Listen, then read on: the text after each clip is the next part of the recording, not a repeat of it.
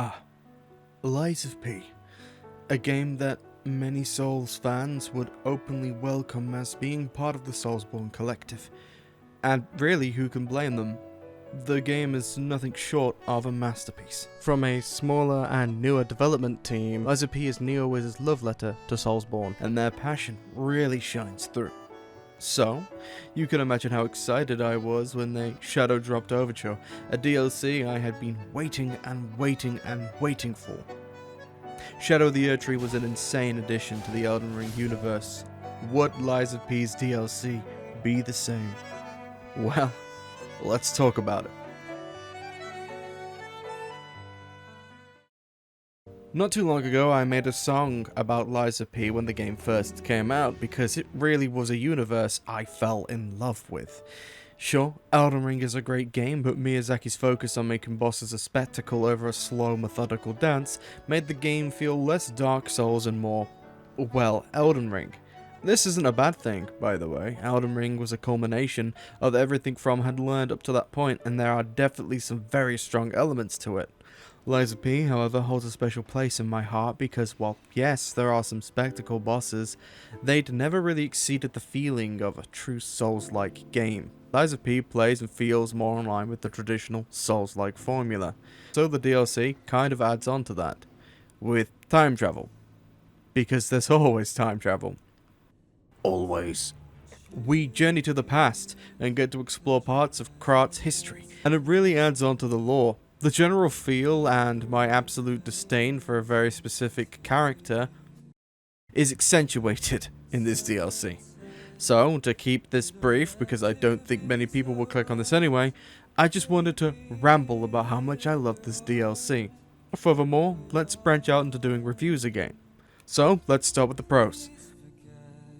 There are various locations in this DLC. It was more sizable than I thought it would be too. The price point was, in my opinion, well worth it. In fact, I think they could have charged more. This is like the size of most indie games. Heck, probably the size of most AAA games that aren't open world. The locations of this DLC are nothing short of breathtaking. From a carnival in the snow, to a frozen lab, to a zoo with monsters and robots from— oh look, it's the robots from Atomic Heart. Close enough, welcome back Agent P3. NeoWiz nails every single location they put out, often feeling more refined than some places in the base game. They definitely learned their lessons, and we can see that here, polished to a T. There are locations in the base game I personally feel either fall flat, or I'd like to outright ignore if I could, but here in the DLC, not a single location feels begrudging to go through. The stargazers are all put in reasonably good places to reward finding shortcuts, or give just enough of a walk back should someone absolutely bother you on your journey. The setting of a Krat before the frenzy takes place really sells the narrative and puts a lot of things into perspective, namely the beauty of the city before screw everything up. Difficulty.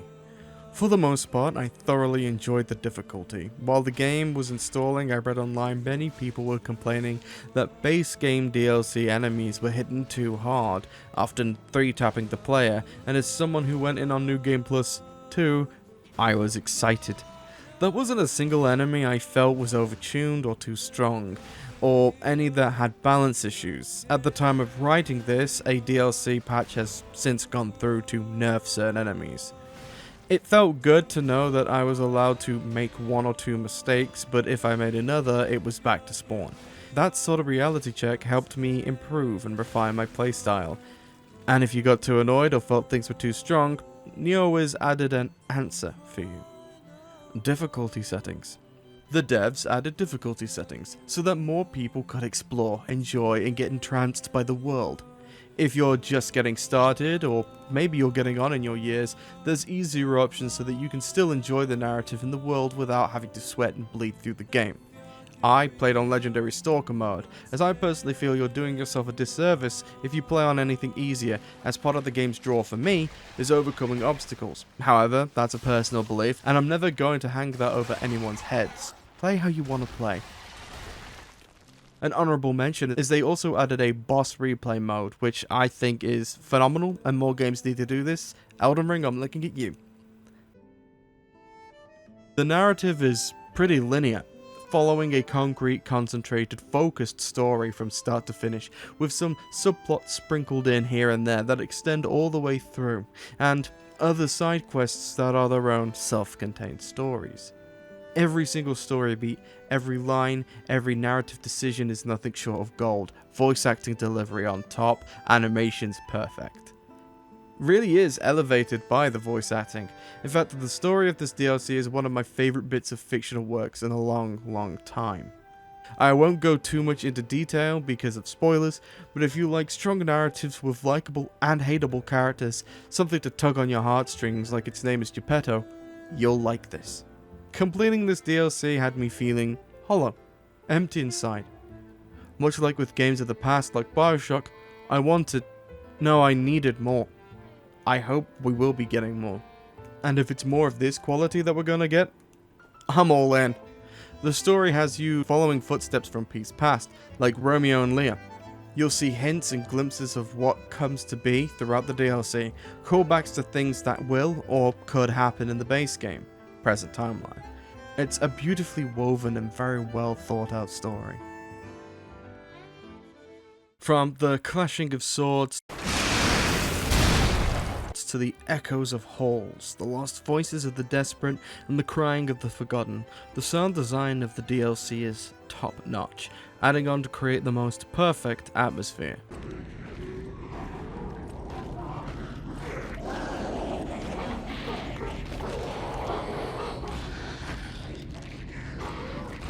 Not much more to be said here.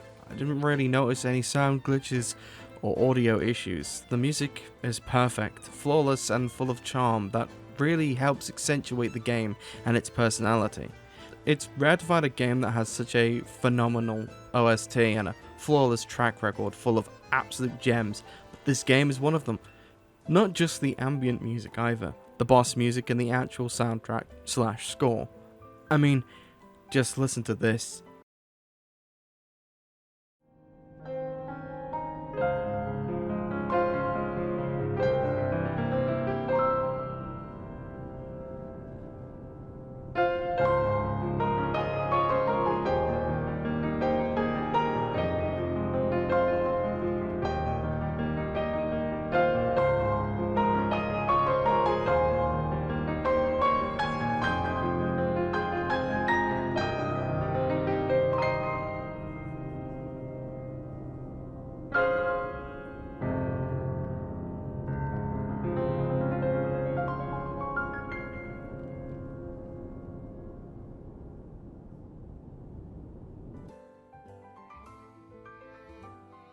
Aesthetically, there isn't a missed beat with any of the characters or the bosses.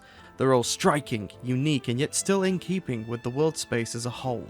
From the puppet stuck in the mine, to the heroes forgotten by time, to the second blue lady of the game, to the final boss. Everything is just so striking and so well designed. These bosses are beautiful, intimidating, creative, and above all else, super unique. It also helps that what this game does makes it more personal, which I definitely believe is what they're going for. Don't get me started on the drip. The character customization in this game is almost exclusive to the attire Pete wears. However, said attire is very fashionable and offers a pretty good range of options. The DLC continues this and adds some of the best looking coats I've ever seen. Now, this DLC isn't without flaws. You may have noticed that I left out map design, boss design for combat, and combat as a whole. I struggled to find many negatives with the DLC, but as a reviewer I simply have to look at both good and bad aspects, and I'm happy to report that the bad is so minor it could be considered mostly nitpicks. There are a few bosses, I can think of a handful, that are a bit held back by their arena and map design. The camera ends up being the main villain of this DLC. Circular dishes that force the player to rotate around and around in a circle. There are many times with certain bosses that I felt I was being pushed back into a wall and my camera placement ended up handing me a loss. Now, while positioning is almost always on the player, the boss's moveset needs to match their chosen arena, otherwise, regardless of playstyle, there's going to be some visual discomfort. Whether it be a giant crocodile that I knew was coming, or a carcass monster that's moveset is too tall for its arena, there are often times I found myself wishing I could extend the area just by a little bit. most enemy damage numbers in this DLC are very high, and while I was writing this, I was aware of the changes like I mentioned before, and those changes have since gone through, but I played this pre-nerf, so I'm going to talk about my experience pre-nerf. But I don't mind the base enemies having this insane damage scaling because, like I said, it forces me to play better. However, having said that, it didn't feel as great when many of the bosses in the DLC have this big, overextending, everlasting moveset where they attack, input read, attack, stop, and then go in for another combo right after. Earlier I mentioned spectacle versus gameplay, and that unfortunately crops up a little bit here.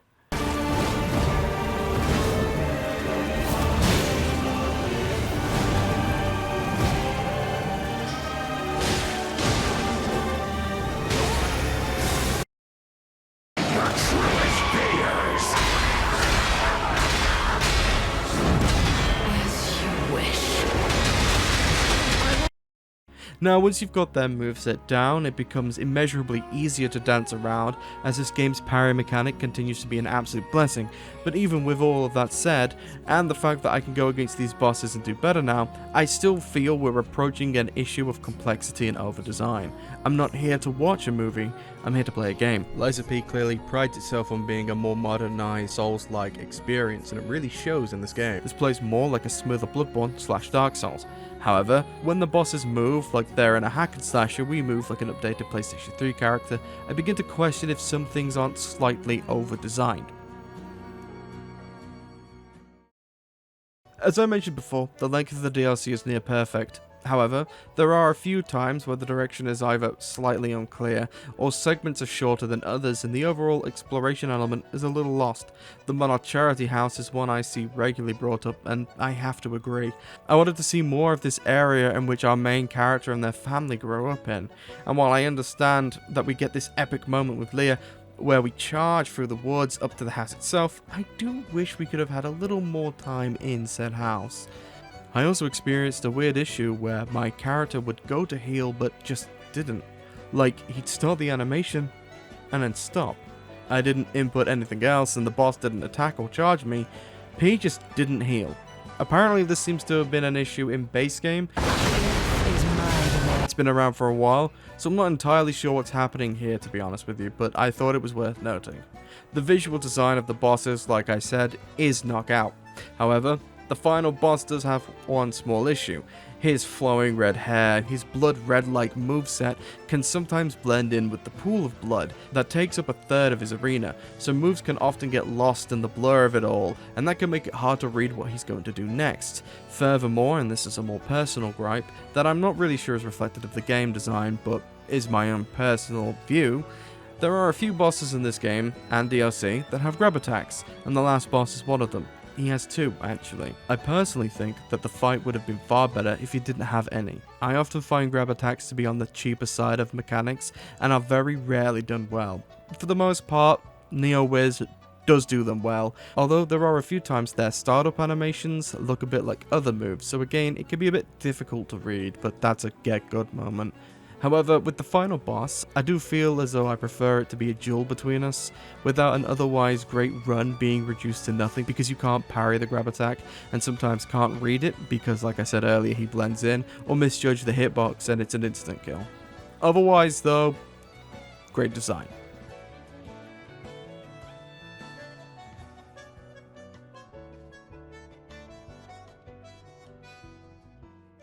Look, it's hard not to gush over every aspect of this game, because I'll be honest, I think the base game of Lies of P was a near masterpiece, and NeoWiz has clearly learnt from that, and it's reflected here. The stories you experience, the truths you uncover, the characters you meet, and the world you explore really help to make the world of Krat feel so alive. The DLC weapons are also really fun. I can't decide between using the gun sword or the it's totally not Virgil sword as my main weapon because they're both so fun to use. There's also an explosive baseball bat in the DLC. What kind of madness is that? It's also worth mentioning that the DLC adds cool Legion arms, but I never got any footage of them because I was too busy still using the puppet string because I love it that much. But you get a shotgun arm, which is cool. I don't think Peace Story is at an end. I feel like this character has even more room to grow, and the world of Krot has even more stories to tell. While I was hooked by the puppets and the advertisements, I was a little disappointed that they took such a backseat towards the end of the main game. However, I see now that this really is a world that goes beyond just the puppets, and I'm finally okay with that. The DLC does a great job of its enemy variety, and that helps this. Thanks Liza P, and thanks NeoWiz. This has truly been an absolute pleasure to play through, and I'm going to play through it again over and over. That's why I'm giving Liza P Overture a 10 out of 10, elevating Liza P to a full masterpiece status. Yes, there were some shortcomings and some minor issues, but not once did I feel like it affected the overall experience or score for me. I highly recommend this DLC if you like the base game, and furthermore, recommend both the base game and the DLC if you like Souls-likes. This game is what it should be.